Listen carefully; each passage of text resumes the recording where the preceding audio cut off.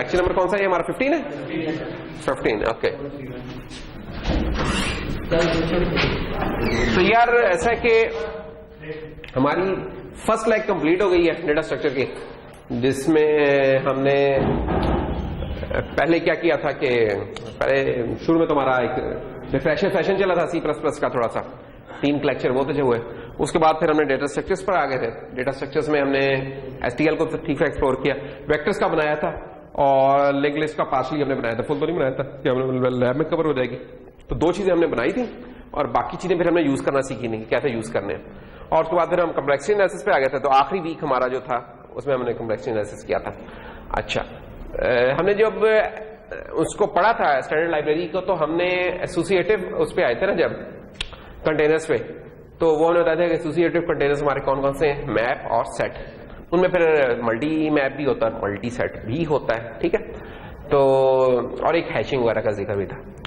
अच्छा, तो जो सेट और मैप है ना, ये फिर हमने एक चीज बताई थी उस वक्त कि यार ये ऑर्डर्ड डेटा स्ट्रक्चर्स हैं, ऑर्डर्ड एसोसिएटिव कंटेनर्स हैं। अनऑर्डर्ड में हैशिंग वाली चीज आती होती है। जब भी अनऑर्डर्ड एसोसिएटिव की बात है तो नॉर्मली वो हैशिंग होती है, और ऑर्डर्ड एसोसिएटिव हो तो वो सेट और मैप आते हैं। लेकिन ये बनते किससे? जो हमने आज तक चीजें पढ़ी थी उनसे नहीं बनते थे, बिहाइंड द सीन उनके होते हैं ट्रीज, ठीक है। तो इसलिए अब हमारा जो नेक्स्ट है ना काम, वो है कि ट्रीज को हम पहले देखेंगे, इन जनरल देखेंगे, फिर हम बाइनरी ट्रीज को देखेंगे और फिर देखेंगे यार सेट्स वगैरह इनसे कैसे बनते हैं। और फिर ट्रीज में भी आगे फिर काफी आती हैं, फिर ट्रीज हैं, ट्रीज के बाद ग्राफ्स आ जाएंगे, तो ये करेंगे, फिर ग्राफ से कुछ एल्गोरिदम्स आ जाते हैं और फिर वैसे जनरलाइज कुछ एल्गोरिदम सॉर्टिंग के, सर्चिंग और वो होंगे, जिसके ऊपर फिर हमारा कोर्स खत्म हो जाएगा। ये तो ठीक है। तो ट्री हम क्यों कर रहे हैं? वो इसलिए कर रहे हैं कि हमने जो कंटेनर्स पढ़े हैं उसमें हमें सीक्वेंशियल कंटेनर तो बनाना तकरीबन आते ही थे कि वेक्टर था उसमें बड़ा मशहूर, एक लिस्ट थी और एक क्यू थी। तो वेक्टर तो हमने बनाया था और लिस्ट भी हमने उसकी नोड बना दी थी, तो उसके बाद उसको जोड़ना था, पॉइंट उसको जोड़ना था, बाकी उसका और उसको कोई समझने वाली चीज नहीं थी। क्यू हमने नहीं बनाई थी, लेकिन गूगल का एक जनरल स्टाइल बता दिया था। तो हमने कहा था कि यार अगर लैब में नहीं आपको करवाई जाती तो फिर हम उसका कुछ सेशन रख लेंगे जिसमें आपको वो किसी में प्रोग्रामिंग का सेशन होगा बेसिकली, क्योंकि उसमें इन जनरल तो बता दिया था कि यार वो बनती कैसे है कि आपके, जैसे हमने कहा था कि यार कुछ चंक होते हैं, चंक ऑफ मेमोरी होती है, छोटे चंक्स होते हैं, उनको आप वेक्टर में रख लें या किसी और चीज में रख लें, और जैसे जैसे ग्रो करता है वो वेक्टर में वो पॉइंटर्स होते हैं उन चंक्स के, और अंदर जो आइटरेटर होता है वो अपडेट हो रहा होता है, उसकी एक लॉजिक चल रही होती है। तो बाहर आपको फील ये आ रही होती है कि आप रैंडम एक्सेस कर रहे हैं, लेकिन होती ही नहीं है उस तरीके से रैंडम एक्सेस, क्योंकि क्यू में कंटिगुअस नहीं थी मेमोरी। तो ये सीक्वेंशियल की थी चीजें। तो उसके बाद एसोसिएटिव में हमने उनका इस्तेमाल सीखा था, क्योंकि और एसोसिएटिव अगर ये सीखना कि एसोसिएटिव बनते कैसे हैं, उनमें जब इंसर्ट होता है तो कैसे log ऑफ n होता है, उसमें जब रेज होता है तो कैसे log ऑफ n होता है, क्यों होता है वो log ऑफ n, उसकी एक रीजन बन रही थी यार इसके पीछे ट्री होता है, ठीक है। और जो बाइनरी ट्री, अगर बाइनरी ट्री है तो बाइनरी ट्री हमने कहा था क्या करता है कि प्रॉब्लम को आपके हाफ में तोड़ता चला जाता है, अगर वो एक टिपिकल अगर हम स्ट्रक्चर लें, वर्स्ट केस में तो नहीं ऐसा होता, लेकिन वैसे हाफ में तोड़ता जाता है। तो इसलिए जो भी चीजें हाफ में तोड़ती है प्रॉब्लम की साइज को, उसकी नॉर्मली कॉम्प्लेक्सिटी आपको क्या मिलेगी, log ऑफ n ही मिलेगी। तो अब वो चीजें कैसे बनती हैं उसके लिए फिर हम आज ट्री के डेटा स्ट्रक्चर पे खड़े हैं। तो अब हम ये आज का लेक्चर यही होगा कि हम मुख्तलिफ टर्मिनोलॉजीज वगैरह देखेंगे क्या होती हैं जनरल, और अगले लेक्चर में हम आगे बाइनरी सर्च ट्री को प्रॉपर एक शुरू करेंगे। आज छोटे छोटे से टॉपिक्स हैं, मल्टीपल से हैं टॉपिक, लेकिन हम ये जरा इंट्रोड्यूस हो जाएंगे इन चीजों से। So tree is the first data structure different from what you have seen यानी कि अभी तक ये आप लोगों ने नहीं बनाया था ट्री को। अच्छा, अब जो भी हमारा चल रहा होगा ना, अब हमारा ज्यादा बेसिकली प्रेजेंटेशन बेस्ड होगा, और जो शुरू में मेहरमन ने कहा था कि यार ये क्या है, तो ये इसमें हम यूज करेंगे। आपको जब कोर्स शुरू हुआ था तभी बताया था कि यार हम ये कुछ स्लाइड यूज कर रहे होंगे। तो अब से ऑनवर्ड्स कुछ तकरीबन रेस्ट ऑफ द कोर्स में ये वाटरलू वालों के हैं, इनका डेटा स्ट्रक्चर का कोर्स है, तो उनकी स्लाइड्स हम अब यूज कर रहे होंगे। बोर्ड से ज्यादा हम यहाँ अब इन स्लाइड्स के ऊपर पाए जाएंगे, ठीक है। प्रोग्रामिंग वाला काम हमारा बड़ा मिनिमल होगा, अगर हुआ तो मैं बीच में एग्जाम्पल बताते हैं, ज्यादातर हमारा स्लाइड बेस्ड होगा, ठीक है। और पेस थोड़ी सी अब हमारी तेज होगी, क्योंकि मल्टीपल चीजें होंगी। जिन चीजों में हमने टाइम लगा के बेस बनाने की कोशिश की थी वो कर ली है, अब जरा चीजें थोड़ी सी पेस के साथ लेके चलेंगे, ठीक है। तो यूनिवर्सिटी ऑफ वाटरलू है बेसिकली कनाडा की, बड़ी अच्छी है, इसकी रैंकिंग वगैरह में भी आती है। तो इनका डेटा स्ट्रक्चर का कोर्स है वाटरलू इंजीनियरिंग, तो ये हम फॉलो कर रहे हैं इसमें, ठीक है। तो डगलस हार्डर की है ये बेसिकली साइट्स, इसमें एज इट इज यूज नहीं हो रही होंगी, इसमें मैंने कुछ करेक्शंस वगैरह भी किए हैं, बात कुछ एडिशंस की हुई हैं। तो वैसे तो मैंने इसका लिंक शेयर किया हुआ है, लेकिन अगर उस लिंक से उतारोगे तो उसमें जो इनकरेक्टेड या कुछ वर्ड डाउनलोड हो जाएंगी, तो ये मैं डाल दूंगा, डालता जाऊंगा साथ साथ ड्रॉप बॉक्स पे या मूडल पे, जिस तरह भी हुआ, तो आप वहां से उतार लीजिएगा, ठीक है। तो 90% ऑफ द चीज ठीक होगी, लेकिन 10% क्या होती है, छोटी छोटी कुछ गलतियां होती हैं जो करेक्ट की होती हैं, जो होती तो छोटी सी हैं, लेकिन उससे कॉन्सेप्ट बात आपका बिल्कुल गलत हो सकता है क्या। तो टाइपोज है क्या, जो भी है खैर तक वो फिक्स किए हुए इसके अंदर।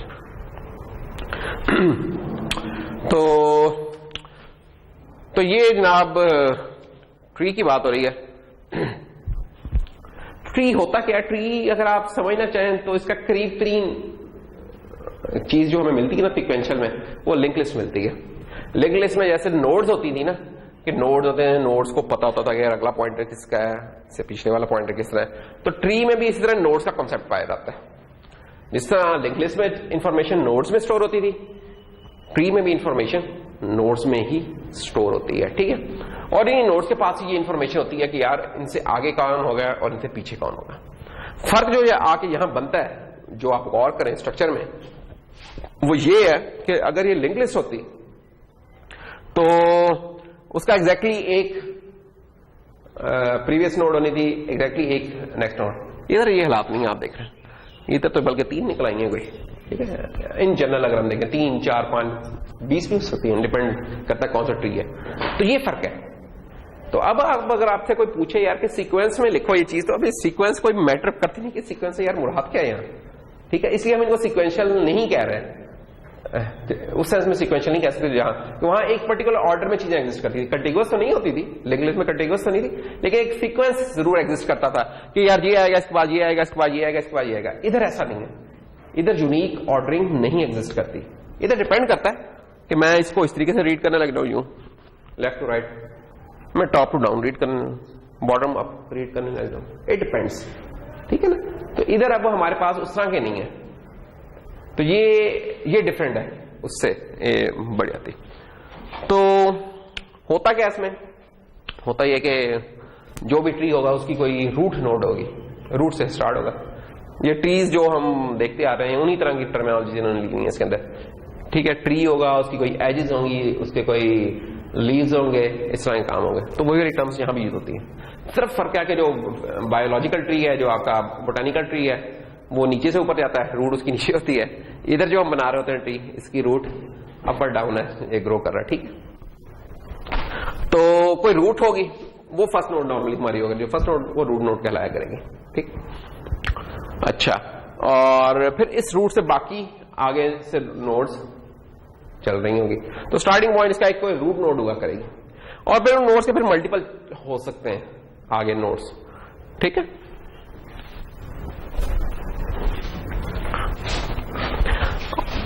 तो there is a first node और root, each node has variable number of references to successors. अच्छा, और जो इंपॉर्टेंट बात है कि each node other than the root है exactly one node pointed to it, कि ये जो नोड है इसको सिर्फ एक नोड पॉइंट कर रही है, कौन, ये ऊपर वाली से। इस तरह ये जो नोड है इसको एग्जैक्टली ये वाली नोड पॉइंट कर रही है। इससे मल्टीपल हो सकते हैं, ये वेरिएबल हो सकते हैं सक्सेसर्स इसके, ठीक है। एक टर्म होती है प्रेडिसेसर, जो प्रीवियसली उसे आकर कर रहे हैं, और एक होते हैं सक्सेसर्स, जो बाद में आ रहे हैं, डिसेंडेंट्स। तो सक्सेसर जैसे बी के सक्सेसर्स वेरिएबल होते हैं, सी और ई है इसके सक्सेसर, आई के सक्सेसर जे के एल है, ठीक है। लेकिन पेरेंट इनका यूनिक है। ये अब टर्मिनोलॉजी थोड़ी सी अब देख लेते हैं, क्योंकि टर्मिनोलॉजी बार बार यूज होगी, तो हम आज के लेक्चर में मुख्तलिफ टर्म्स ही देख रहे होंगे basically. So all nodes will have 0 और मोर चाइल्ड नोड्स और चिल्ड्रन, ठीक है। जितनी भी नोड्स एग्जिस्ट कर रही हैं हमारी ट्री में, या उनका कोई भी चाइल्ड नहीं होगा, यानी कि उनसे आगे कोई नोड निकल नहीं रही होगी, या निकल रही होगी, वो एक या एक से ज्यादा हो सकती है, ठीक है। अब जैसे आई है, यहां आई के अब आगे 3 चाइल्ड नोड्स हैं, ठीक है, तो हम कहेंगे 3 चिल्ड्रन है इसके, जे के और एल, ठीक है। और इसके अलावा जो रूट नोड होती है उसका कोई पेरेंट नहीं होता। अगर उसका कोई पेरेंट है तो इसका मतलब वो रूट होगी, ठीक है। रूट का अपना कोई पेरेंट नहीं होगा। तो ये बस एक याद रखने की बात है। अब अगर इसमें हम देखें तो आई पेरेंट है जे के और एल का, और एच पेरेंट है आई का, अच्छा, फिर एक चीज होती है डिग्री, कि यार इस नोड की डिग्री क्या है। तो डिग्री होती है नोड की, ट्री की नहीं, नोड की होती है डिग्री। वो होती है उसके चिल्ड्रन कितने, जैसे एच की डिग्री है 1, आई की डिग्री है 3 और जे के और एल इनकी डिग्री है 0। ठीक है। अच्छा, अब इसमें एक और क्या चीज है कि ऐसी नोड्स जिनका पेरेंट सेम होता है उनको हम कहेंगे सिबलिंग्स हैं। ठीक है, बहन भाई वाला जो कॉन्सेप्ट होता है हमारा कि सेम पेरेंट है तो हम कहते हैं यार बहन भाई है इसमें, तो सिबलिंग्स इस डेट सेंस में। तो जे के और एल इनका पेरेंट आई है तो ये सिबलिंग्स है। अब ये फाइलोजेनेटिक ट्री है, फॉर एग्जांपल एक बायोलॉजिकल एक ट्री जो कि एग्जिस्ट करता है, उसमें क्या है जनाब के नोड्स की डिग्री या 0 है या 2 है। ये एक बाइनरी ट्री है। जो एक बाइनरी ट्री होता है ना, वो हम पढ़ेंगे अगले किसी लेक्चर में, कि बाइनरी ट्री एक ऐसा ट्री होता है कि जिसकी डिग्री परफेक्ट बाइनरी ट्री, जिसकी या तो डिग्री 0 होगी या 2 होगी। ठीक है, एक परफेक्ट बाइनरी ट्री हम पढ़ेंगे। तो एक परफेक्ट बाइनरी ट्री है। आप देखें जो भी नोड्स है ना इसकी, उनसे आगे 2 चाइल्ड है या नहीं है कोई चाइल्ड। ये नहीं कि कोई एक चाइल्ड है, ऐसा नहीं है। अब आप इस डायग्राम को देखेंगे, आप कहेंगे यार एक चाइल्ड कैसे हो सकता है। तो एक चाइल्ड हो सकता है यार। फॉर एग्जाम्पल मैं इसके आगे एक और बना दूं तो एक चाइल्ड हो जाएगा या कहीं भी आप यहां से पकड़ के किसी भी चिल्ड्रन के आगे एक और सिंपल बना दें तो एक चाइल्ड हो जाएगा। लेकिन यहां देखें ये सब 2 या 2 है या कोई भी नहीं है। तो एक ऐसा ट्री है। अब ये ट्री जब आपसे पूछा जाए कि इसकी ट्री में मुख्तलिफ जो नोड्स की डिग्री क्या क्या है, तो आप कहेंगे यार या तो डिग्री 0 है यानी कोई चिल्ड्रन नहीं है, या फिर 2 है। अच्छा, ऐसी नोड्स जिनकी डिग्री 0 होती है वो नॉर्मली लीफ नोड्स कहलाती हैं। ठीक है, पत्ता इन दैट सेंस कि उनसे आगे और कुछ नहीं निकल रहा, वो टर्मिनेटिंग पॉइंट है। तो जैसे ये जो सबसे ये बॉटम पे नजर आ रही है आपको नोड, इनके आगे कोई भी चिल्ड्रन नहीं है, इनकी डिग्री 0 है, तो ये लीफ नोड है। और इनके अलावा जो नोड होती हैं वो इंटरनल नोड्स कहलाती हैं। इनके अलावा जो नोड होती हैं वो इंटरनल होगी। जैसे अब इंटरनल नोड इसमें कौन कौन सी बन जाएगी, सी, ई, आई, बी और एच। ये तो आपकी रूट नोड है, बाकी इंटरनल नोड हो जाएंगे। तो अगर उसी डायग्राम पे हम देखें तो ये लीफ नोड्स बनती हैं हमारी। वो वाली नोड उनको रेड कर दिया है जिनका कोई चाइल्ड नहीं है। और इंटरनल नोड ये ब्लू में, ऐसी नोड्स जिनका कोई चाइल्ड का एग्जिस्ट कर रहा है। अच्छा जी, फिर वही अभी थोड़ी देर पहले भी एक बात हुई थी ऑर्डर्ड की या अनऑर्डर्ड की। ठीक है, अब फॉर एग्जाम्पल अब ये एक ट्री बना हुआ है, अगर तो हमें इसमें ऑर्डरिंग मैटर नहीं करती ना, तो हम कहते हैं कि यार ये ट्री इक्वल है। कैसे कि ए रूट है, उधर भी दूसरे में भी ए रूट है। ए के चिल्ड्रन कौन है, बी और ई, बी और ई है। बी के कौन चिल्ड्रन है, सी और डी, उधर भी सी और डी, और ई का चिल्ड्रन क्या है, तो ठीक है। तो अगर ऑर्डर मैटर नहीं करता, ठीक है, अगर पोजीशन की मैटर नहीं करती तो ये इक्वलेंट है ट्रीज। तो ये वाली चीज हम कब चलाएंगे, अनऑर्डर ट्रीज में। ठीक है, लेकिन अगर ऑर्डर ट्रीज है आपके लिए ऑर्डर मैटर करता है कि यार इधर कौन आ रहा है और इधर कौन आ रहा है, लेफ्ट में कौन है राइट में कौन है, तब ये इक्वल नहीं है। ठीक है, हम अभी जो देख रहे होंगे ना ये ऑर्डर ट्रीज पढ़ रहे होंगे, अनऑर्डर्ड नहीं अभी कर रहे होंगे। ठीक है, रूट नोड जो इंटरनल, वो इंटरनल रूट, देखो रूट नोड, चलो इससे मैं कह रहा हूं रूट नोड एक ऐसा नोड है, ऐसा इंटरनल नोड है जिसका कोई पेरेंट नहीं है। तो क्योंकि लीफ नहीं है तो इंटरनल है, यानी कि 2 क्लास, ये एक्चुअली ओवरलैपिंग से भी बात का टर्म्स हो जाती हैं। अच्छा कि अगर आप इस तरीके से देख रहे हैं इंटरनल है कि लीफ है, तो लीफ वो है जिनके चिल्ड्रन है, और इंटरनल वो है जिनके चिल्ड्रन है, तो रूट नोड के चिल्ड्रन होते हैं। तो रूट नोड एक ऐसी इंटरनल नोड है जिसका कोई पेरेंट नहीं होता। ठीक है, जो भी है आप शरीफ बहस में उसमें जिसमें भी चले जाए। अच्छा, shape of a rooted tree gives a natural flow from root node. अब जैसे फॉर एग्जांपल ये देखें कि अगर हमने एफ तक पहुंचना है तो ये ट्री की शेप से जनाब हमें, ये तो हमने इधर बनाया हुआ है ना, तो आपके लिए बड़ा नेचुरल लग रहा है। इसको बनाने के और भी 10 तरीके हो सकते थे, तो उधर शायद आपके लिए इस तरह नेचुरल ना होता है। जब आप प्रोग्रामिंग करेंगे ना तो वहां तो आप इस तरह की कोई पिक्चर नहीं होगी, वहां तो आपके पास आपके जहन में इस तरह के कुछ होंगे, वहां कुछ भी नहीं होगा। वहां कोई लिस्ट स्टाइल की चीजें होंगी, पॉइंटर्स होंगे जो कि साइन हो रहे होंगे और इस तरह के काम होंगे, इस तरह की नहीं होगी। इससे बनाने से क्या होता है, आपको एक जरा फ्लो ऑफ इन्फॉर्मेशन का पता चल जाता है यार क्या, जैसे ए से एफ तक का क्या रास्ता बन रहा है जी, ए बी ई एफ, वहां अब आपको 10 चीजें देखनी पड़ेंगी जाके। अच्छा, और क्या है, कुछ और टर्म्स देख लेते हैं। पाथ, पाथ से क्या मुराद है जी, पाथ से मुराद है कि सीक्वेंस ऑफ नोड्स, मसलन ए से जी तक जाने की सीक्वेंस ऑफ नोड्स क्या है, A B E ji, B से जी तक जाने की क्या है, बी ई जी रहेगा। तो जितनी नोड आती हैं आप वो लिख लेंगे। अब इसमें यानी कि कोई समझाने वाली बात नहीं है, कॉमन सेंस है, जस्ट आप देखें पढ़ें तो आपको पता चल जाएगा। अच्छा, पाथ की लेंथ क्या होती है, जितनी नोड है -1 वो पाथ की लेंथ होती है कि एजेस कितनी है, ठीक है ना। अब ये चीज नोड है, ये एज उसकी कहलाती है, क्योंकि एजेस कितनी है ये पाथ की लेंथ कहलाएगी। तो नोड्स तो 3 है, 3 - 1 इतनी एजेस होंगी, कनेक्टिंग होगी, ठीक है। तो 2 एजेस है, तो 2 इसकी पाथ लेंथ है। अब अगर यहां देखें तो आप मुख्तलिफ चीजों की आपसे कोई पिक्चर दे दी जाए और आपसे कहा जाएगा यार जरा पाथ लेंथ बताओ, तो आप निकाल सकते हैं इधर।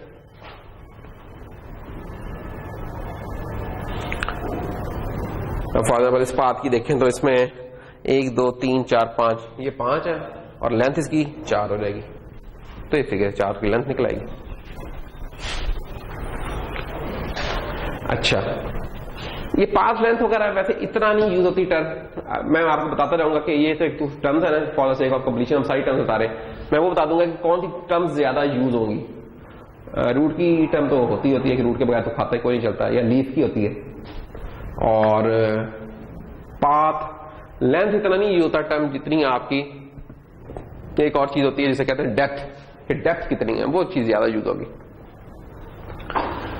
तो डेप्थ होती क्या कि रूट से लेकर उस नोड तक जितनी पाथ लेंथ बनती है वो उसकी डेप्थ कहलाती है, उस नोड की, रूट से शुरू करके।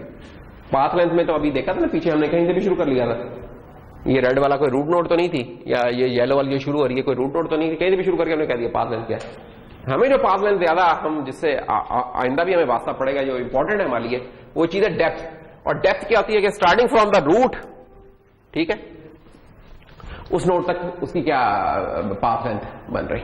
तो मसलन ई की देखें आप क्या बनता है, ई, अब सिंपली आपको ये पिक्चर दी जाएगी और कहा जाएगा ई की डेप्थ कितनी है, तो आपको कहेंगे यार किधर से क्या, इससे मुराद है कि इम्प्लिसिटली से मुराद है कि रूट से आप मुराद ले रहे हैं। तो स्टार्टिंग फ्रॉम रूट पाथ क्या बनता है, ए बी ई, और एजेस कितनी है 1 2, तो 2 इसकी डेप्थ। तो हमें लेंथ से करते हैं, डेप्थ से, ठीक है। तो 2 इसकी डेप्थ है। एल की क्या डेप्थ है जी, एल जनाब आपका 1 2 और ये 3 इसकी डेप्थ है। तो आप देख सकते हैं इसमें कोई खास चीज नहीं है, ये डेप्थ की टर्मिनोलॉजी काफी यूज हुआ करेगी, तो इसे चाहे ज़हन में रखिएगा। तो ये जो ट्री है इसके अगर आप कहें कि कितनी डेप्थ तक की नोड एग्जिस्ट करती हैं, तो जी 17 तक, यानी कि 17 एजेस आती हैं, कुछ ऐसी नोड हैं कि पाथ में 17 एजेस आती हैं। फिर एक और चीज होती है, एक तो हमने बताया कि डेप्थ होती है एक चीज, ठीक है, डेप्थ होती है किसकी, नोड की, और एक चीज होती है हाइट, हाइट होती है ट्री की। डेप्थ और हाइट का क्या लिंक है आपस में, डेप्थ हमने बताया कि starting from root up till that node जो एजेस आती हैं, और हाइट क्या होगी, वो जो मैक्सिमम हाइट है उस ट्री में, जो मैक्सिमम डेप्थ है किसी ट्री की, उसको हम हाइट बोलते हैं, ठीक है। तो जैसे अगर हम पीछे जाएं तो इस ट्री की हाइट, यहां तो था ना node of depth up to 17 है, लेकिन अगर मैं पूछूं कि यार ट्री की हाइट कितनी है, तो जो मैक्सिमम डेप्थ है 17 है, आप कहेंगे इस ट्री की 17 है। और ये बड़ी एक इंपॉर्टेंट फिगर जो कि कैलकुलेशन में कुछ यूज होती है, हाइट और डेप्थ वाली जो चीजें ना। तो हाइट ट्री की है, डेप्थ नोड की होती है। तो अगर हम कहेंगे यार कंपेयर, जैसे हम नहीं कहते यार कंपेयर करें यार डेप्थ और हाइट को, तो आप कहेंगे यार ट्री जो बेसिकली डेप्थ होती है, हाइट होती है, वो डेप्थ ही है, लेकिन किसकी डेप्थ है, जो कि आपकी हाईएस्ट है, ठीक है, लॉन्गेस्ट डेप्थ जो होती है उसको हम कह रहे होते हैं। तो ये आप इससे कह लें, तकरीबन सेम चीज है लेकिन एक यूनिक एक उसमें बन जाता है पॉइंट पे।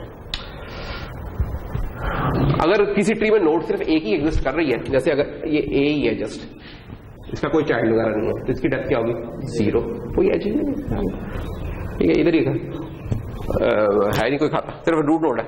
और अगर रूट नोड भी ना एग्जिस्ट करे तो उसे -1 हम एज्यूम कर लेते हैं। आपने कुछ और एज्यूम करना, कुछ और कर, इन जनरल हम -1 एज्यूम कर लेते हैं। अगर एम्प्टी ट्री है लेट से, जैसे वेक्टर नहीं एम्प्टी बनता होता था, लिंक भी एम्प्टी बन सकती थी, इस तरह सेट और मैप भी एम्प्टी बन सकते हैं, तो उस केस में उनकी वो -1 ले रहते हैं। तो ये देखें हाइट, अब जरा ज्यादा आप देख सकते हैं कि 17 height of tree, depth node की है, हाइट ट्री की है। अब एक और टर्म है, ये टर्म वैसे इतनी यूज नहीं होती, क्या जी कि अगर ये A है, ये कोई B है, ये C है, इसको मैं लेट से A1 कह देता हूं, इसको मैं B कह देता हूं। अब ये B A के किसी हायरार्की में एग्जिस्ट कर रहा है, तो हम कहेंगे यार जो A है ना वो एंसेस्टर है। एंसेस्टर्स क्या होते हैं, अगर लिटरली इंग्लिश में देखें तो आबाओ अजदाद को कहते होते हैं ना एंसेस्टर्स। वो जरूरी नहीं था कि आप माँ बाप हो, वो आबाओ अजदाद में जो भी आ जाएंगे, दादा दादी नाना नानी जो भी है, कोई तरह की कहानी बनेगी वो एंसेस्टर्स में आ जाएंगे, ठीक है। और डिसेंडेंट क्या आ जाएंगे, जो आपके आगे हैं। अगर बहरामद की बात हो, बहरामद के आगे अगर बच्चों के बच्चे और उनके बच्चे और उनके बच्चे को इस तरह की, तो उन्हें डिसेंडेंट कहलाएंगे बहरामद। हाँ ऐसा ही, दो डिसेंडेंट्स होंगे। हाँ तो एक एंसेस्टर्स होंगे और एक डिसेंडेंट्स होंगे। हाँ तो रूट नोड, अगर अब शरई मायने आप पूछने पड़ेंगे यार रूट नोड क्या होती है बताओ ना, तो हम कहेंगे यार रूट नोड सबका एंसेस्टर है, बाबा आदम है ये, तो ठीक है ना, ट्री का बाबा आदम रूट नोड होती है उसकी। ये कुछ एग्जांपल्स देख सकते हैं मेरा बाप कि बी के डिसेंडेंट्स कौन है। तो कुछ केसेस में जो नोड है उसको खुद भी ले लिया जाता है और कुछ केसेस में नहीं लिया जाता है, इंक्लूडिंग डैड नोड इटसेल्फ। क्या होगा कि बी सी ई ये सारे हो जाएंगे, या इसको एक्सक्लूड कर दो तो ये वाले हो जाएंगे। ये आप लिख सकते हैं अगर कोई पूछे। मुझे ख्याल से कोई इंटरेस्ट नहीं होता है सिस्टर और डिसेंडेंट, इसमें कोई खास इंफॉर्मेशन नहीं छुपी हुई फिलहाल। और ये डिसेंडेंट्स है सॉरी, और ये इंसेस्टर्स हैं। ये आई है शायद लिखा हुआ, हाँ आई है। तो आई के एंसेस्टर्स एच भी है और ए भी है। और आप देख सकते हैं कि ए नोड जो है सबके ही एंसेस्टर है वो।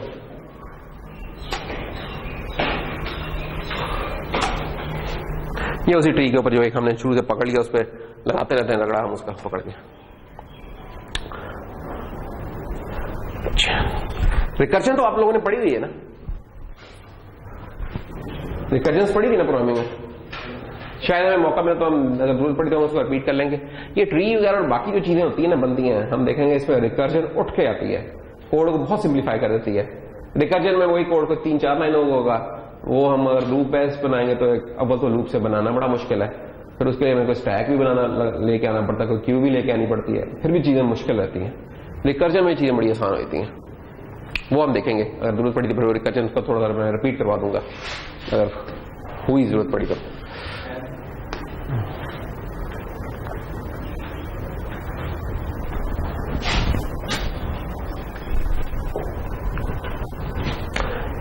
रिकर्जन के स्टाइल से अगर हम इसको देखें ना तो हम कहते हैं कि यार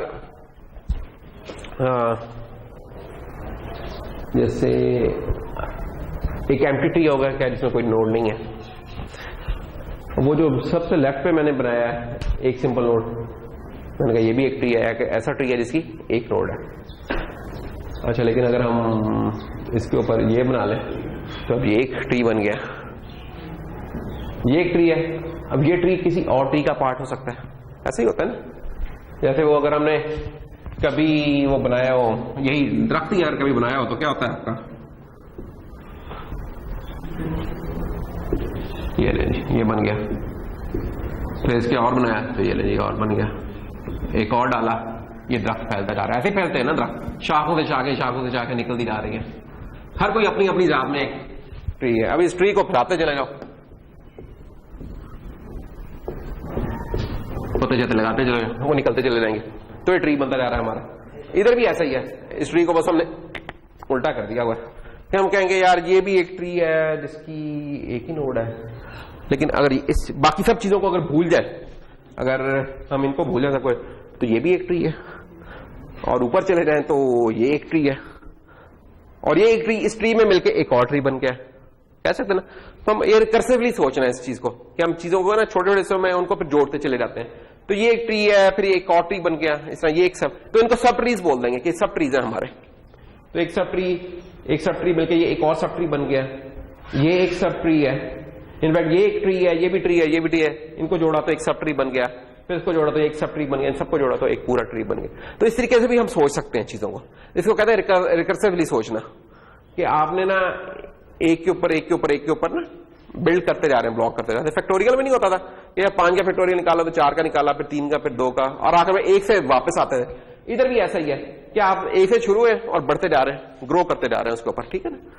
तो ये रिकर्सिवली अगर सोचें तो इन सब चीजों हम सब ट्री भी कह सकते हैं। तो सब ट्री की लफ्ज या जो टर्म है ना वो हम यूज किया करेंगे, वो अक्सर यूज होया करेगी हमारे पास।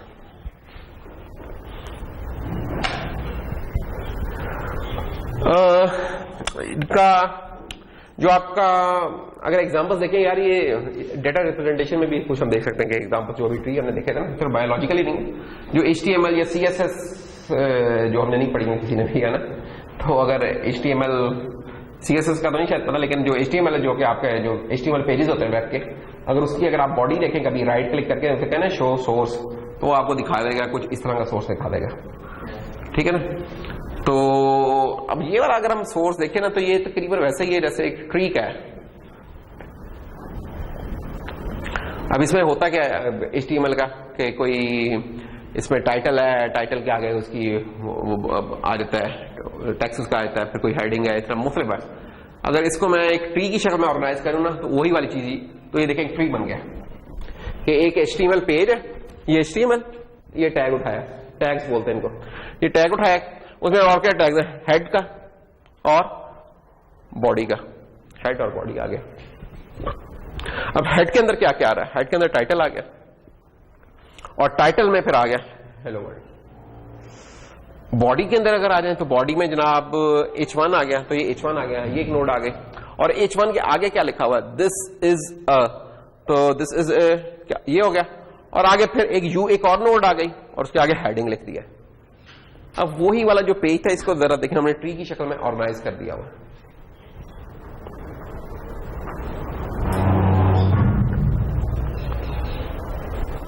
इससे जरा आपको इसका लॉजिकल जो स्ट्रक्चर है ना, जो शायद इधर देखें तो फ्लैट सा महसूस हो रहा है, लेकिन इधर देखें तो इतना फ्लैट सा नहीं महसूस होता, आपको एक हायरार्की नजर आ रही है इस चीज में।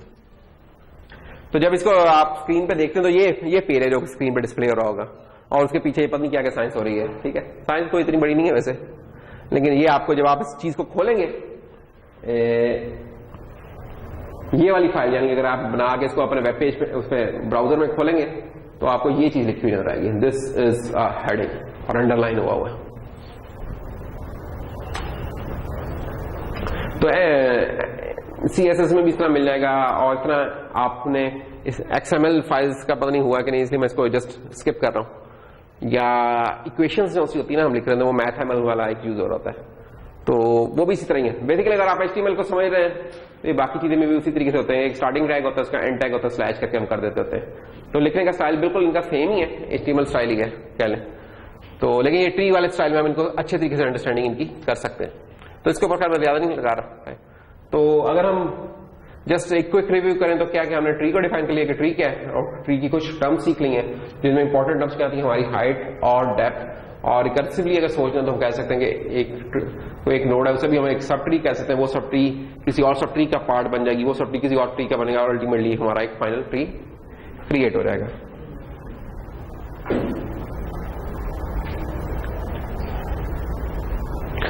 अच्छा, एब्स्ट्रैक्ट ट्रीज नाम, एक जब भी एब्स्ट्रैक्ट लिखा था तो लोग जरा घबराए थे, तो यार एब्स्ट्रैक्ट से पता नहीं क्या मुराद है, कोई एब्स्ट्रैक्ट आर्ट है क्या है, नहीं इतना नहीं है कोई मुश्किल काम, देख लेते हैं इसके अंदर क्या आ रहा है।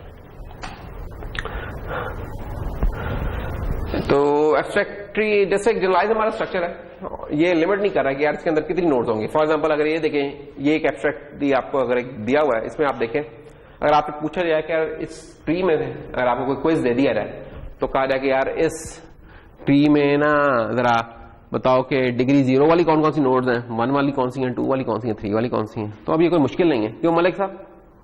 अब 0 वाली कौन सी है नोड लिखा हुआ है? नहीं लिखी तो हुई है, लेकिन ये क्यों लिखी हुई है? जो भी लीफ नोड्स हैं आपकी वो सारी डिग्री 0 वाली हैं। लीफ नोड्स कौन सी हैं? जिनका कोई चाइल्ड नहीं है। बिल्कुल। एक चाइल्ड वाली कौन सी है? सी है सिर्फ। और 3 चाइल्ड्स वाली कौन सी है? आई। तो इसमें देख लें कोई इतनी कोई समझने वाली बात है नहीं। इस तरह की एब्स्ट्रैक्ट ट्री को हम किस तरह इंप्लीमेंट कर सकते हैं, ये भी साथ साथ डिस्कस करते रहेंगे। तो जितनी भी इंप्लीमेंटेशन सारी हमारी क्लास बेस्ड चल रही है, तो क्लास होगी तो अगेन इसमें नोट्स बनेगी, ठीक है। उन नोट्स में वो एलिमेंट्स सेव हुआ करेंगे और जो उनके चिल्ड्रंस हैं जिनके वो पॉइंटर है वो एक लिंक लिस्ट में हुआ करेंगे, ठीक है ना। वो तो जस्ट एक टर्म थी एक, यानी कि वो एक जस्ट जनरल इंट्रोडक्शन था, इन जनरल जिसे कहते हैं ना कि इन जनरल वो ट्रीज का था। एब्स्ट्रैक्ट ट्री तो ये उस सेंस में जैसे एब्स्ट्रैक्ट डेटा टाइप्स में कुछ और, क्या आप ये कोई भी इसमें 2 भी हो सकती हैं, इसमें 3 भी हो सकते हैं, मल्टीपल नोड्स हो सकते हैं।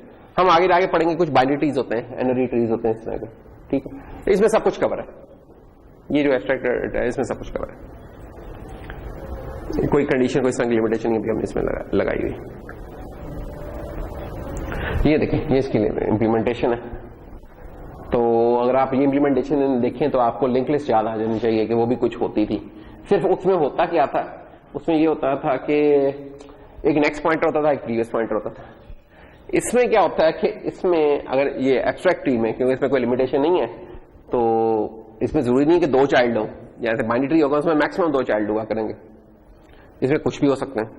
तो इसमें क्या हुआ करेगा कि इसमें नोड के अंदर ना, नोड के अंदर एक अपनी उसकी लिंक लिस्ट हुआ करेगी, ठीक है, जिसके अंदर वो रिकॉर्ड रखा करेगा कि कितने इसके चिल्ड्रन हैं, क्योंकि वो 0 चिल्ड्रन भी हो सकता है, 1 भी हो सकता है, 2 भी हो सकता है। अभी देखी थी ना डिग्रीज कितनी थी, तो ये देख लें आप, जो पेरेंट था एलिमेंट उसमें 8 है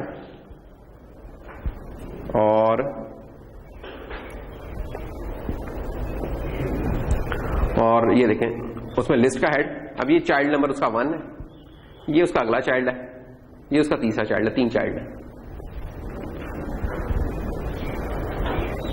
अच्छा, उसके बाद आगे आ रहे हैं, उसके बाद अगर हम आगे हैं तो ये जो चाइल्ड है इसका आगे कुछ नहीं है, तो इसका हेड और टेल नल कोई पॉइंट कर रहे हैं। तो यानी इंप्लीमेंटेशन उतना मुश्किल नहीं है जितना एक बंदा देख के घबरा जाता है ना, क्योंकि ये लिंक लिस्ट वगैरह आ गई है ना हमारे पास, ये बड़ी कमाल की चीजें हैं जो कि हमारे पास आ चुकी हुई हैं, और लिस्ट ही ज्यादा यूजफुल होगी इस जगह पे काम करने के लिए, क्योंकि इसमें नोड्स 0 भी हो सकती हैं, 1 भी हो सकती है, 2 भी हो सकती है, तो इंसर्शन रिमूवल चलता रहता है इसके अंदर ना, ट्रीज के अंदर हम देखेंगे आगे जाके।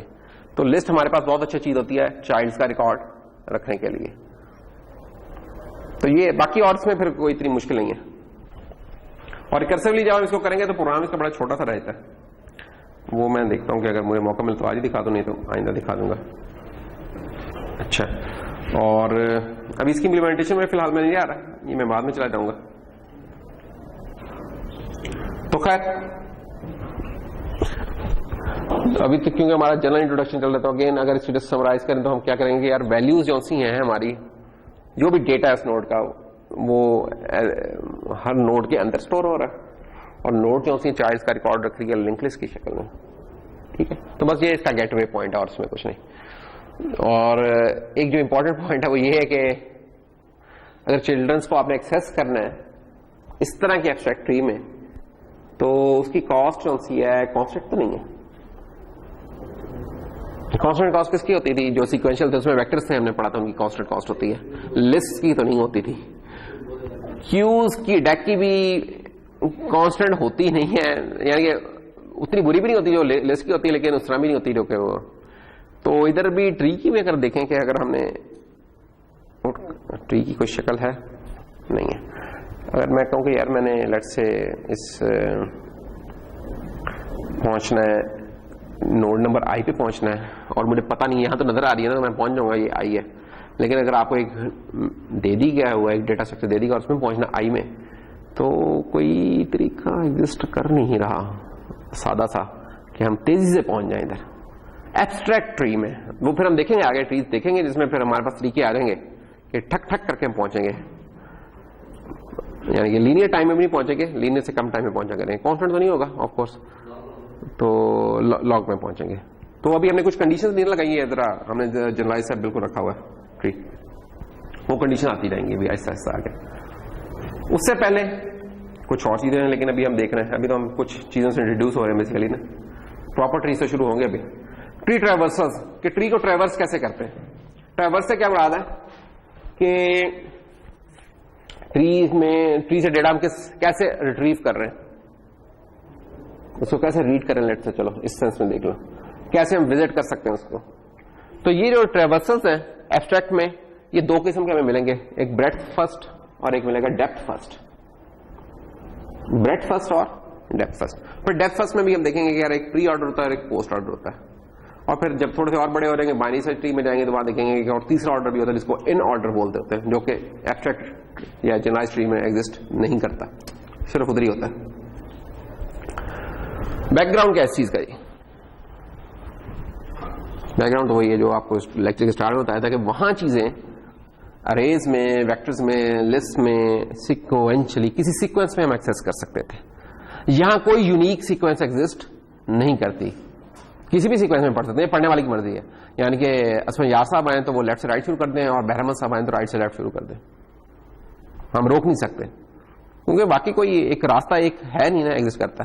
जैसे इस कमरे में तो दाखिल होने का यही रास्ता है, लेकिन अगर दो दरवाजे लगा लें तो कुछ लोग इधर से दाखिल हो जाएंगे, कुछ दूसरे से हो जाएंगे, और तीसरा कुछ लोग तीसरे से भी दाखिल होना चाहेंगे। रिक्वायरमेंट हमारी क्या है? हमारी रिक्वायरमेंट ये है कि यार लीनियर से ज्यादा टाइम ना लो, लेट्स से कि हम इस तरीके से ऑब्जेक्ट्स को आइटरेट करें ट्री में, तो लीनियर से ज्यादा टाइम ना खाएं। हम देखेंगे लीनियर से ज्यादा भी खा सकते हैं अगर हम बुरे तरीके से ये काम करेंगे तो। अच्छा, तो ये वाली चीज हमें ले आती है कि ट्रैवर्स करना, उसके अंदर घूमना ट्री में, ट्रैवर्स करना। तो ट्रैवर्सल्स फिर हमें जनाब उनकी टाइप्स अब हम देख रहे होंगे। तो ब्रेड्थ फर्स्ट में क्या होता है? ब्रेड्थ फर्स्ट में ये होता है कि जो नोड एक ही डेप्थ पे एग्जिस्ट कर रही हैं उनको हम पहले विजिट करते हैं, फिर जब उनको कर लेते हैं उसके बाद उससे नेक्स्ट डेप्थ पे चले जाते हैं, फिर उससे नेक्स्ट पे। तो ये होता है ब्रेड्थ फर्स्ट वाला, ठीक है। और जो डेप्थ फर्स्ट होता है उसमें हम क्या कहते हैं कि हम एक नोड पकड़ते हैं, उससे उसके चाइल्ड के फिर चाइल्ड में अंटिल हम लीफ तक पहुंच जाए, यानी कि डेप्थ में चलते जाते हैं, डिग करते जाते हैं, ठीक है। तो ये वाली अप्रोच आपने देखा होगा लर्निंग में भी आती है कि यार डेप्थ वाइज का नॉलेज अच्छा है बंदे का, या ब्रेड्थ वाइज नॉलेज अच्छा है। ब्रेड्थ वाइज क्या हो जाएगा कि आपने 4 सब्जेक्ट चल रहे हैं सेमेस्टर में, 4 सब्जेक्ट्स को आप इक्वली टाइम दे के कुछ कर रहे हैं। और डेप्थ वाइज क्या हो जाएगा, एक ही सब्जेक्ट को जी मुझे तो जी प्रोग्रामिंग ही अच्छी लगती है, मैथ शायद जी मेरी शान के खिलाफ है, या इंग्लिश वगैरह ये तो इसके बगैर जिंदगी चल जाती है। तो कुछ लोगों की वो अप्रोच होती है। तो ये ब्रेड्थ फर्स्ट है हमारा ट्रैवर्सल।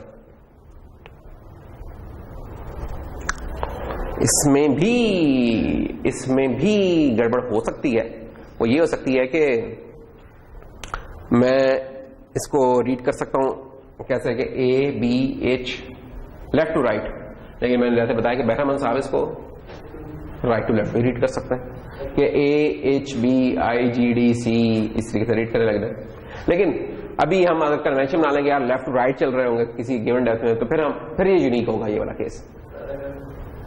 हम इस बार जाएंगे तो फिर B से फिर A पे जाना पड़ेगा और A से फिर S पे जाना पड़ेगा। ये तो इम्प्लीमेंटेशन में डिपेंड करता है कैसे जा रहे हैं। तीसरा तो तीसरा की इम्प्लीमेंटेशन अगर हम करते हैं फिर तो हमें यही करना पड़ेगा, फिर तो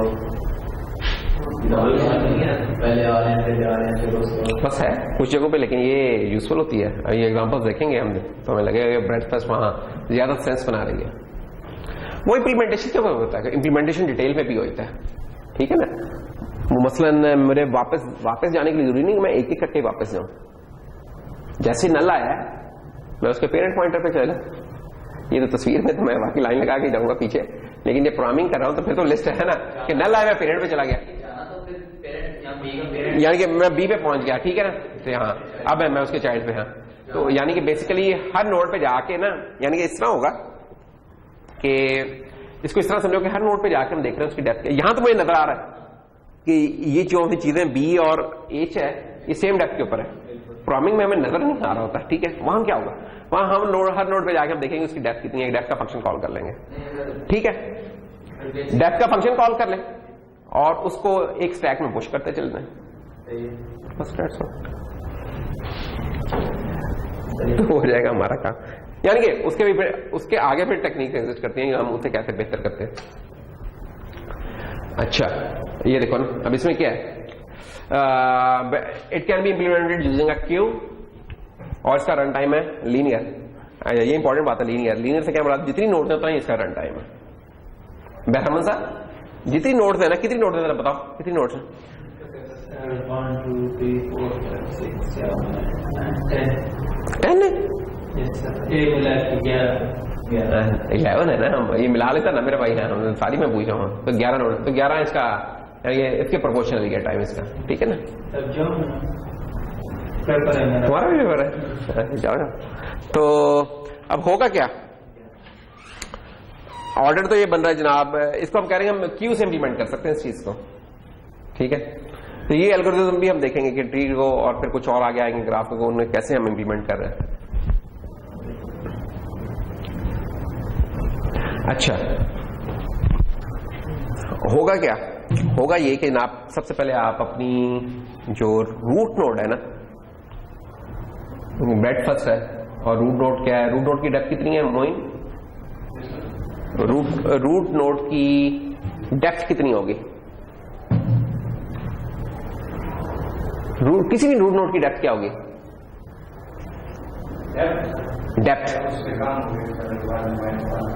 वो एम्प्टी की होती है, एम्प्टी वाले की -1 होती है, लेकिन रूट है तो उसकी तो 0 है, क्योंकि इसका अपने आप से डिस्टेंस कितना है, कितनी है डिस्टेंस, 0, कोई भी एज नहीं है, हा?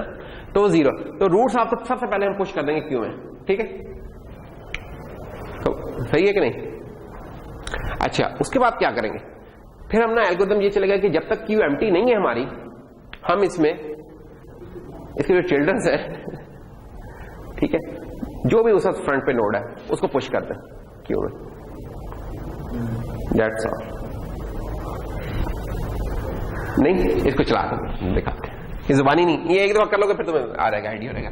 ये बड़ा सिंपल सा एल्गोरिथम है, यानी ये जब तक बातें करेंगे तो हमें मुश्किल लगेगा, लेकिन ये है नहीं इतना मुश्किल। चलें जी देखते हैं, हम कह रहे हैं कि यार सबसे पहले क्यू बनाई जाए, ये क्यू बन गई, हमने क्या कि पुश कर रहे हैं इसमें रूट नोड ए को हमने पुश कर दिया, ये पुश इधर से हम कर रहे हैं और इधर से पॉप करेंगे, तो this is front end this is back, so push back और पॉप फ्रंट। अब ये जो पिछले डेटा स्ट्रक्चर्स पढ़े वो यूज हो रहे हैं हमारे, ठीक है। हाँ, तो पुश हमने किया इसके अंदर ए, अच्छा ये वाला काम है जो कि एक दफा हमने करना है, उसके बाद वाइल की एक लूप चल पड़ी है, वाइल की लूप इस तरह की है, वाइल लेट्स से इस क्यू का हमने नाम रख दिया है deck, while deck dot empty is not equal to 1, empty क्या रिटर्न करेगा, 1 रिटर्न कर देगा, ठीक है।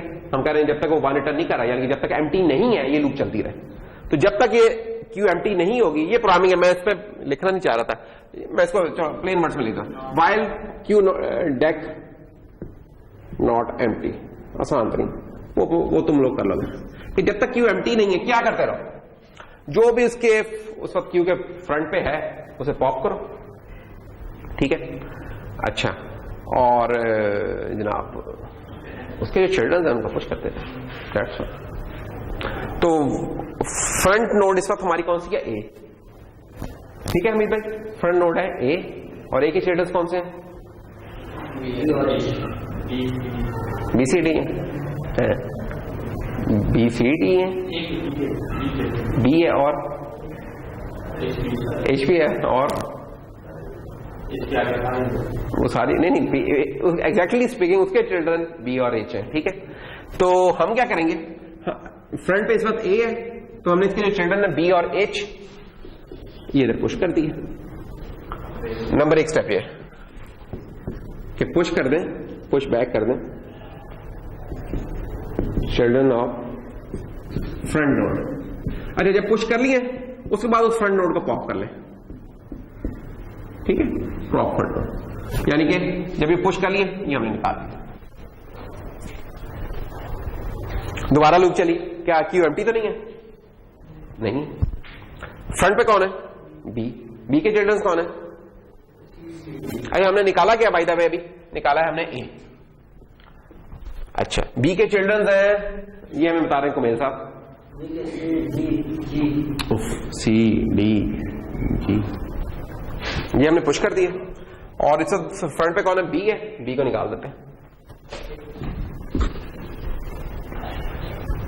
अच्छा, ये तो मैं इधर ही मिटाता जा रहा हूं, क्यू के अंदर तो हमें पता कि यार ये सारी चीज यहां शिफ्ट कराती है।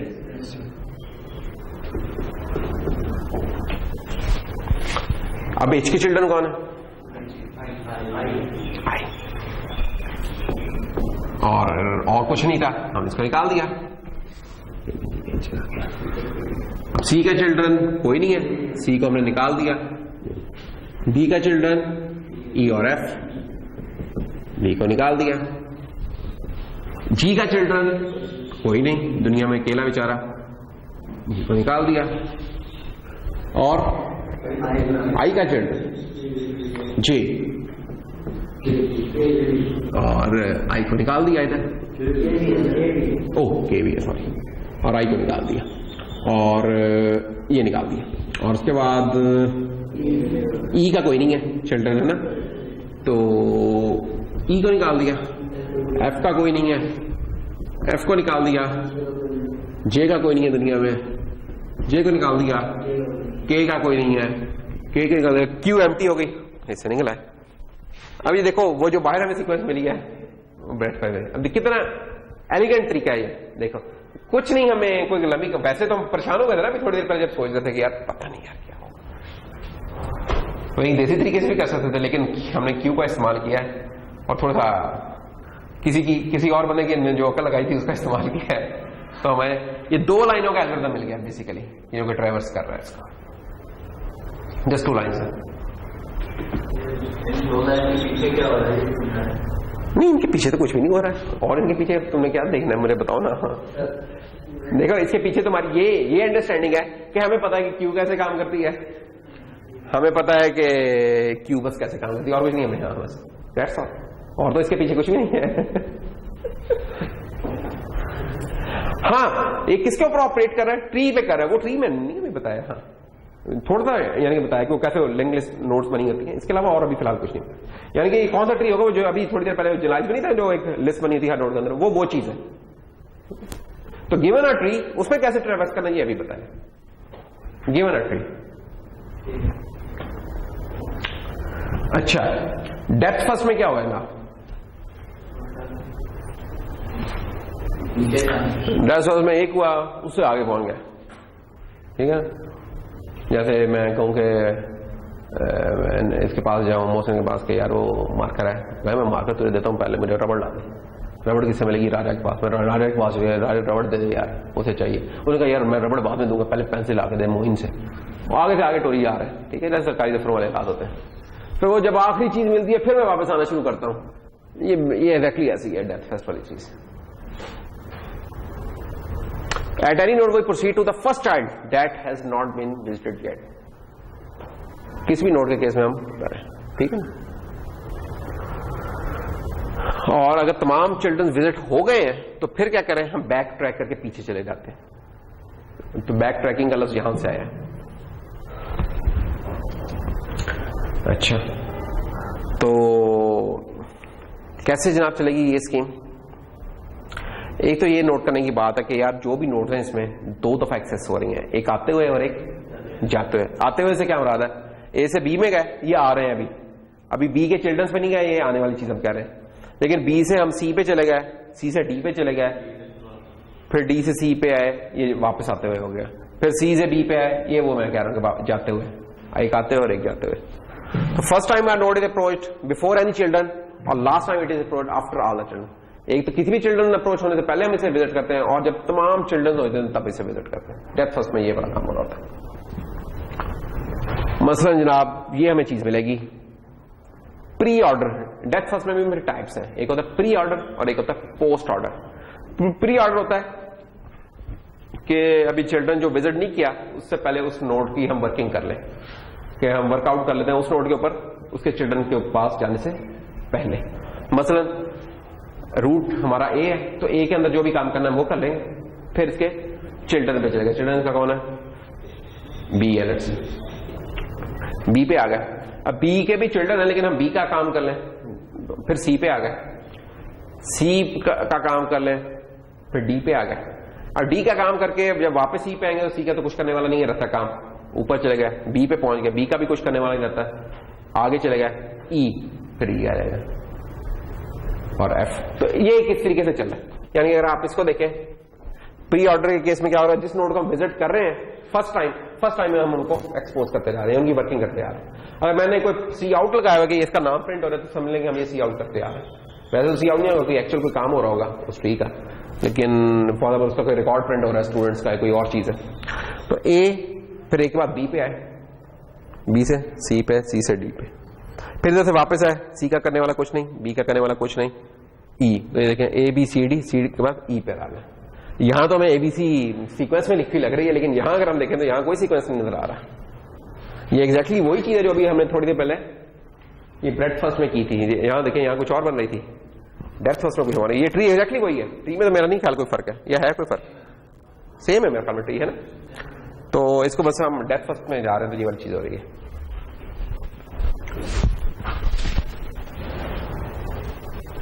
पोस्ट ऑर्डर, पोस्ट ऑर्डर में क्या कहते हैं, पोस्ट ऑर्डर में कहते हैं कि यार पहले चिल्ड्रन को विजिट कर लें फिर अपना काम कर लेंगे यार। पोस्ट आपने आपको बाद में रखा है। तो ए के पास आए, ने कहा यार पहले ये जो छोटा है ना बी, इसकी बात सुन ले। बी की बात यार चल कोई बात नहीं, सी की बात सुन ले।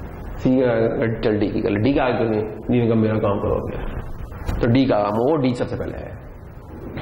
फिर सी पे पहुंचे, सी का तो और कोई नहीं रह गया चाइल्ड जिसका कोई काम होने वाला रहता है बाकी, तो सी को हमने प्रिंट कर लिया।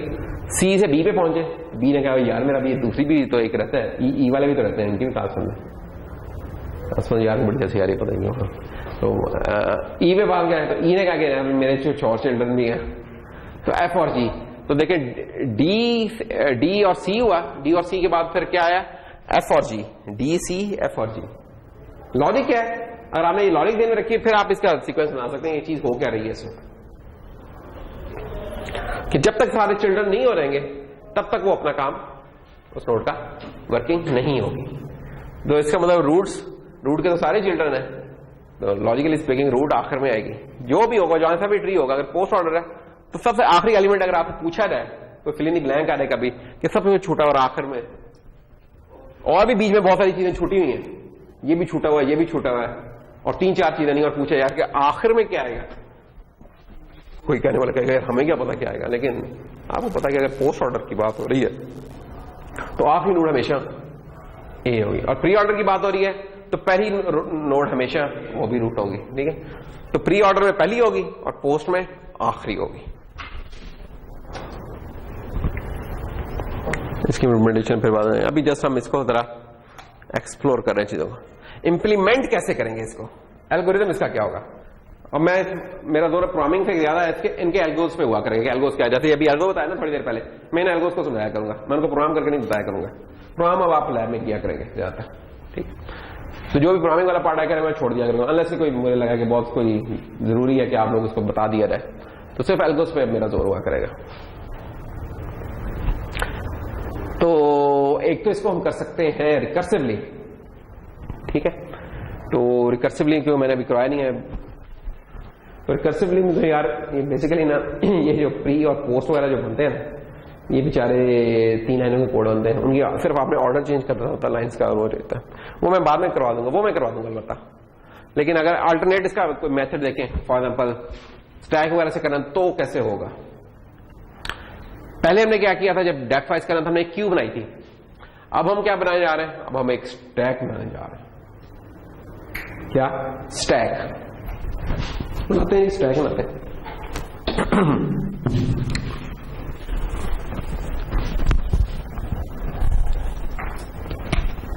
ले ये स्टैक है।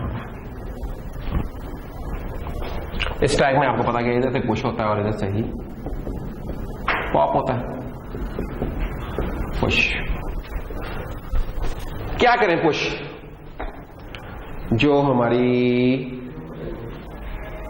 किधर गई, ये सबसे पहले हम जो रूट नोड है वही पुश कर सकते हैं, तो पुश कर देते हैं इसको। तो पुश द रूट नोड, तो रूट नोड हमारी इसमें आ रहेगी। ठीक है, अब हमारी लूप क्या होगी, जब तक स्टैक एम्प्टी नहीं है तो क्या करें,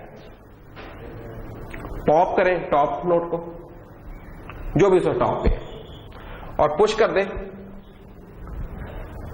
तमाम चिल्ड्रन नोड के रिवर्स ऑर्डर में, ठीक है ना, पुश कर देना तमाम उसके चिल्ड्रन रिवर्स ऑर्डर। तो इस वक्त हमारे टॉप पे ए है फॉर एग्जाम्पल, ठीक है, तो इसको हमने किया पॉप, ये ए साहब को हमने किया पॉप फिलहाल, ठीक है, और एक मिनट, और इसके चिल्ड्रन बनते हैं बी और एच, वो हम पुश कर देते हैं रिवर्स ऑर्डर में। अच्छा, फिर और जनाब ये कहानी चलती रहेगी। फिर होगा क्या?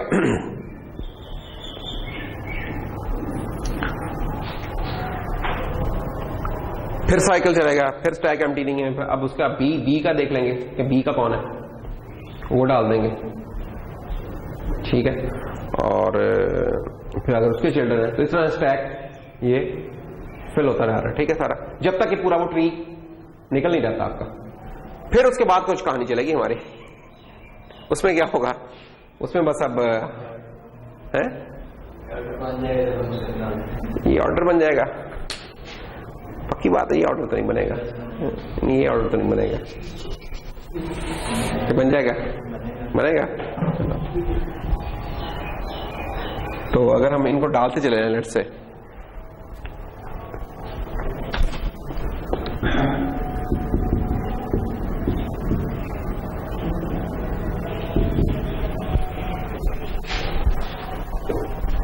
ये हमने पुश कर दिया था स्टैक में, डी का आगे कोई चिल्ड्रन नहीं है पुश करने वाला, ठीक, कोई नहीं। तो अब ना सिर्फ हमने इसको टॉप किया बल्कि पॉप भी कर लेना। अब ये वो पहला आइटम है जो कि हमारा इस स्टैक से रिमूव होने जा रहा है। पहले वो जो थे वो सारे टॉप करके हम उनकी चीजें लेके आ रहे थे, ये पहला जो कि अब स्टैक से रिमूव होगा और ये हमें डी लिख लेंगे, ये डी सामने निकल जाएंगे। फिर सी का कोई चिल्ड्रन नहीं, इसका मतलब कोई पुश नहीं हो रहा।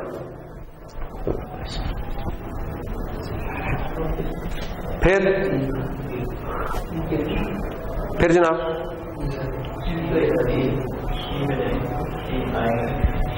ई पे पहुंच गए हम, ई के चिल्ड्रन हैं, उन्हें हम पुश कर देंगे।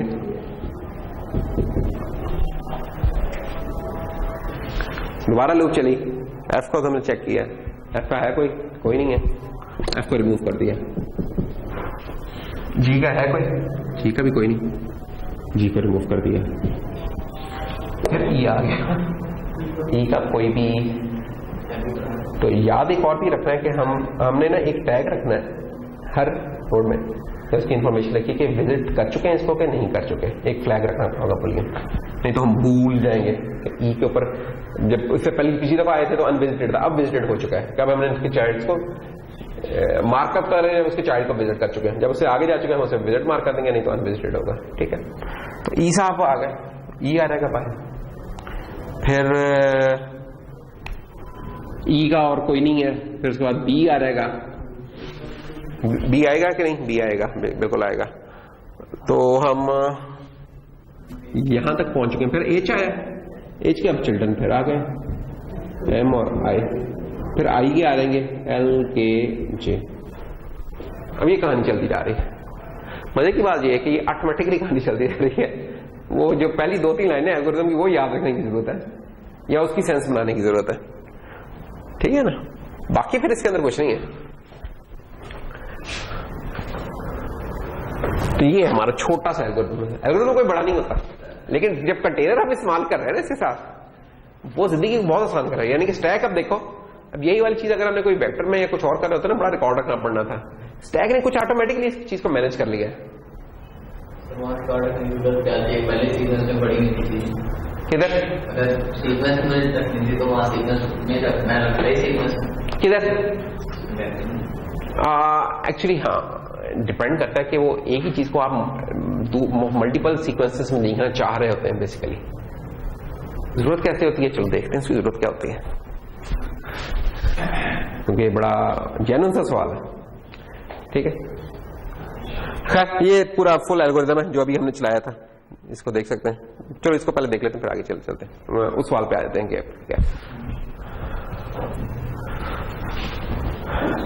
कि कब यूज कर रहे होते हैं डेप्थ फर्स्ट वाली को। Depth first use when ever parent needs information about his children, यानी अपने डिसेंडेंट्स के बारे में इन्फॉर्मेशन जब चाहिए ना, तब हम डेप्थ फर्स्ट को यूज करते हैं। फॉर एग्जाम्पल आप किसी फोल्डर में गए हैं, अब्बासीन का फोल्डर आपने बनाया, अब्बासीन के फोल्डर में सेमेस्टर 4 बना लिया फोल्डर। कुछ लोग बड़े ऑर्गेनाइज होते हैं, सेमेस्टर 4 में बना लिया उन्होंने डेटा स्ट्रक्चर कैलकुलेटर, और उसमें बना लिया असाइनमेंट 2, जा रहे हैं डेप्थ में, टक टिक टिक टिक डबल क्लिक करते जा रहे हैं, एक डेप्थ फर्स्ट है, इधर इसकी जरूरत पड़ती है। अब डेटा आपको फाइल्स का स्ट्रक्चर तो इसी तरह ही, फाइल में एक डेटा स्ट्रक्चर दिया है जो कि स्टोर है यहाँ पे किसी जगह में आपको, लेकिन आपको किसी और तरीके से चलना पड़ेगा। अच्छा यार इस सेमेस्टर में कौन कौन से कोर्सेज थे, ये 4 नजर आ गए। अब आप डेप्थ फर्स्ट नहीं कहें, जस्ट आपने ब्रेड्थ में देखा चीजों को, इस लेवल पे कौन से हैं, इसे और ऊपर लेवल पे जाएंगे तो उस लेवल पे आप देखेंगे यार इस ड्राइव में क्या क्या फोल्डर्स पड़े हुए हैं, वो होते हैं ना जब हम देखें, वो हमें ब्रेड्थ लेवल पे नजर आ रहे होते हैं, और जब अंदर जाते जाते हैं वो डेप्थ होता जाता है। एक ही चीज को हमारी रिक्वायरमेंट हो सकती है दरअसल मुख्तलिफ चीजों में देखने की, तो ये नहीं है कि हम एक काम कर लेंगे तो दूसरी चीज की रिक्वायरमेंट फिर भी बननी है, ठीक है, तो इसलिए इसकी जरूरत पड़ेगी। तो दोनं एल्गोरिथम हमें चाहिए होंगे एक ही ट्री के ऊपर चलाने के लिए, तो फ्री भी रखा होगा, पोस्ट भी रखा होगा, ये भी रखा होगा, इट डिपेंड्स कि क्या किस सिचुएशन में हमें जरूरत पड़ रही है।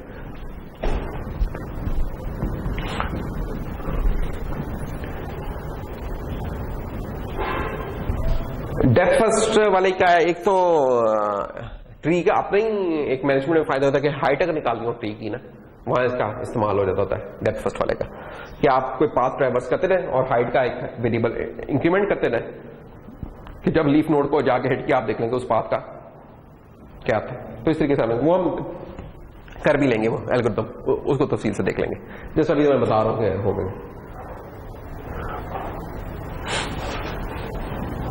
अब ये देखें जैसे कि एक हाइट का फंक्शन हमने बना लिया हुआ है, रूट से शुरू है, हमने कहा यार उसकी हाइट कितनी है, और तो चिल्ड्रन पे आ गए, फिर चिल्ड्रन के लिए हमने हाइट का कॉल कर लिया, उस चिल्ड्रन के चिल्ड्रन में गया, एक कर्सिवली अगर हम जा रहे हैं फिर उसके लिए हाइट का कॉल करते रहेंगे, वो रिटर्न करता रहेगा, +1 करके रिटर्न करता रहेगा। जब अब वापस हम रूट तक पहुंचेंगे रिकर्सिवली उसको री जनरेट करके क्या ले, तो हमारे पास हाइट आ चुकी होगी इसकी ट्री की। जस्ट यूज केस देख लें, जैसे आपने फाइल का देखना है या अगर मैं आपको दिखाऊं, अगर हमारे ये जो होता है ना,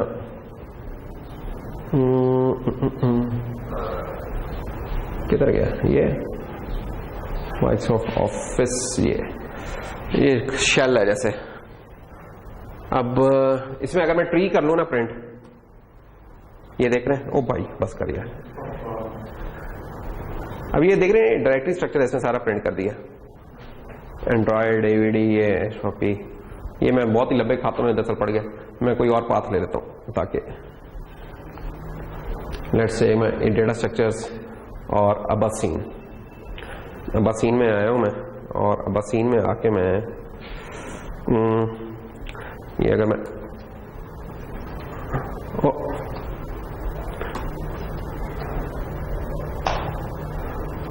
आ गया जी, अच्छा ओ भाई बस ये भी बहुत बड़ा है, ये भी बहुत बड़ा है। खैर एनीवेज इसमें अब्बासीन में मैंने नहीं चाहती कि मैं थोड़ा सा और नचना चाहता हूँ। मैं अगर इसे कहूँगा यार DIR क्या है, DIR भी कोई कम तो नहीं है वैसे, तो लेट्स से हम कहते हैं कि प्रोजेक्ट्स में CD_ प्रोजेक्ट्स, अब मैं ट्री कर दूं। अब ये क्या है बेसिकली, अब ये ना बिल्कुल जैसा वो एग्जांपल्स में नजर आ रहा है ना, तो ये प्रोजेक्ट्स में एक फोल्डर बना है 2015-16, 2016-17, 2017-18, और उसके अंदर उन फोल्डर्स के अंदर जो सब फोल्डर है, ये ब्रेड्थ वाइज दिखाया हुआ है। ये जो भी चीजें ये एक ब्रेड्थ पे है, हाइट पे, ये एक हाइट पे है, उससे आगे उससे अगली हाइट पे है, ठीक है। अब आपने डायरेक्टरी स्ट्रक्चर देखना हो अपने कंप्यूटर में, आपने देखना हो ना कि मेरे इस फोल्डर में फाइलें कौन कौन सी और क्या पड़ी हैं और किन में पड़ी होंगी, तो ट्री एक बड़ी अच्छी कमांड होती है इस काम के लिए। ये ट्री वो नहीं है एग्जैक्टली जिस तरह का हमने किया, ये एक ट्री की कमांड है जिसने तकरीबन for the sake of example वही वाली चीज डिस्प्ले कर दी है जो कि हम यहां देख रहे थे।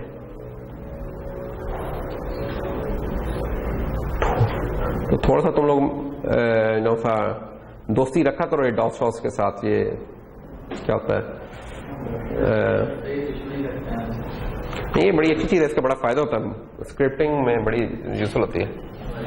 तो इससे फॉर एग्जांपल आपके हार्ड डिस्क में जी सबसे डीप कौन सा होगा, इसकी जरूरत क्या पड़ सकती है? इसकी जरूरत पड़ सकती है कि आपने कोई फाइल का पाथ और सी स्ट्रिंग में रखा हुआ है। सी स्ट्रिंग में क्या होता है कि आपको प्री एलोकेशन करनी पड़ती है कि 256 कैरेक्टर्स हो रहे हैं। पता नहीं आप लोगों ने वो डॉस पुरानी में काम किया कि नहीं, डॉस हुआ करती थी, ठीक है ना, अब तो कॉन्ड इसको शेल कहते हैं ना, और डॉस होता था उसमें फाइलों के नाम हुआ करते थे 8 होता था फाइल का नाम, 8 से कैरेक्टर से ज्यादा नहीं हो सकता था, और 3 की एक्सटेंशन होती थी, ठीक है। अच्छा, प्लस फिर वो जो विंडोज होती थी, विंडोज में जो पूरा पाथ लेंथ बनता है ना, वो 256 कैरेक्टर से ऊपर नहीं हो सकता था। पूरा पाथ लेंथ से क्या बना था? सी। अब जैसे ये एक कैरेक्टर बन गया, फिर वार से लॉग, और इसके आगे चलते रहे। अब ये तो बड़े छोटे छोटे नाम है, मेरे तुमने देखे थे कितने बड़े नाम, स्क्रीन भर गई थी। अगर उस तरह का कोई आ गया, मैं अंदर से अंदर बनाता गया, तो एक टाइम आएगा कि मैं फाइल से दूंगा, वो कहेगा यार ये फाइल नाम नहीं रख सकते, बड़ा लंबा पाथ हो गया है, कुछ और इस तरह की चीज हो गई है, ठीक है। तो इस तरह की तो आपको फिर पता होने की जरूरत है यार मेरी कितनी डेप्थ है, मैं उस हिसाब से अपना जो है ना स्ट्रिंग वो रख लिया करूंगा, पाथ लेंथ की जो स्ट्रिंग है ना वो रख लिया करूंगा। फाइल का नाम तो छोटा ही होता है, यानी कि 10 का 20 का 30 कैरेक्टर्स का हो जाएगा, इससे ज्यादा क्या होगा, 40 कैरेक्टर्स का हो जाएगा। लेकिन जो पाथ लेंथ है वो हो सकता है किसी ने सी में रखी है तो कुछ भी पाथ लेंथ नहीं है, 2 कैरेक्टर्स है। लेकिन अगर किसी ने वो कोई 10वें लेवल पे लाके रखी है जहां बीच में बड़े बड़े नाम आ रहे थे कि अब्बासीन, डेटा स्ट्रक्चर्स एंड एल्गोरिथम्स, अब यही जो भी कहानी है, इसी ने कोई 30 कैरेक्टर्स तो इसी ने खा लिए, और ये आगे किसी और चीज में घुसी हुई है, तो अंदाजा लगा लो कितनी परेशानी हो सकती है। तो उधर इस तरह का यूज कुछ हो सकता है इसका। तो हायरार्की प्रिंटिंग वगैरह करने के लिए तो ब्रेड्थ वाला आपका बड़ा अच्छा होता है, ठीक है ना। अच्छा, लेकिन कुछ और भी जरूरतें पड़ सकती हैं। आप कह सकते हैं कि यार यही जो अभी मैंने बताया ना कि आपने देखना होगा यार किसी पाथ की मैक्सिमम लेंथ क्या हो सकती है, तब आपको फिर ब्रेड्थ फर्स्ट नहीं चलना पड़ेगा, फिर डेप्थ फर्स्ट जाना पड़ेगा कि कोई एक चीज पकड़े और उसकी फिर डेप्थ और उसकी डेप्थ और उसकी डेप्थ किसी एक फोल्डर में। जैसे ये है ना कि मैंने ये खोल लिया है अपना अब्बासीन का फोल्डर खोल गया, इसके अंदर मैं जी प्रोजेक्ट्स में घुस गया हूँ, इसके अंदर मैं 15-16 में घुस गया हूँ, और इसके अंदर मैं इसके अंदर घुस गया और घुसता जा रहा हूँ। अब फाइनली मेरे फुल पाथ की लेंथ क्या बनेगी, ये जो ऊपर नजर आ रही है आपको। अब ये चीज अगर मैंने कैलकुलेट करनी है, इसके लिए ये क्या चीज है, बेसिकली हाइट है, देखा है ट्री की कि उस ट्री की हाइट कितनी है, और उस ट्री की हाइट के फाइंड करने के लिए क्या होता है, जो आपके डेप्थ फर्स्ट एल्गोरिथम बड़े अच्छे होते हैं उनको इस्तेमाल करते हैं। तो ये इनके कुछ इस्तेमाल हमारे बन जाएंगे, ठीक है ना। तो मैं ख्याल में इधर फिर खत्म करते हैं आप लोगों का, फिर 55 पे देखो मैंने वादे के मुताबिक पूरे 55 पे से बंद कर लिया। तो ये इंशाल्लाह हम लेक्चर में कैसा निकालेंगे इसकी। तो ठीक है कामना।